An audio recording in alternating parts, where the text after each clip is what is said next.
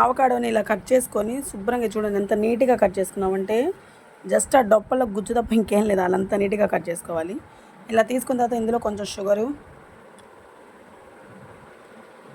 సరిపడా వేసుకోండి. నాకైతే దీని టేస్ట్ చప్పగా ఉంది, కాకపోతే దీని టేస్ట్ కాకపోయినా కానీ హెల్త్కి మంచిదంట. ఒక స్పూన్ కానీ 2 స్పూన్లు కానీ షుగర్ వేసుకోండి. బాగా గ్రైండ్ అయిన తర్వాత మనం ఇందులో మిల్క్ అవి యాడ్ చేసుకుందాం. చూద్దాం ఇది మిల్క్ షేక్ ఎలా వస్తుందో.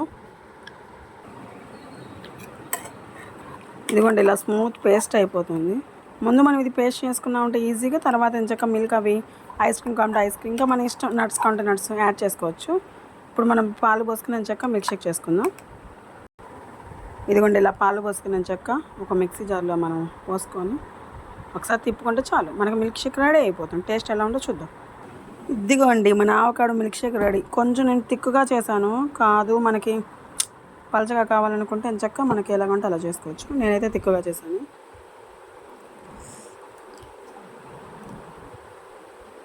వీటి మీద నట్స్ అవి వేసుకోవచ్చు, ఎలాగంటే అలా కొంచెం మనం సర్వ్ చేసుకోవాలంటే.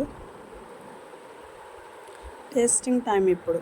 చెర్రీ ట్రై చేయి, చెర్రీ ఇదిగో ట్రై చేయి, ఎలా ఉందో చెప్పు.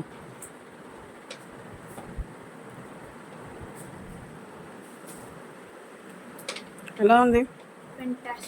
నిజం చెప్పి ఇప్పుడు బాగాలేదా? అయినా తాగు, హెల్త్కి మంచిది, కొంచెం తాగు.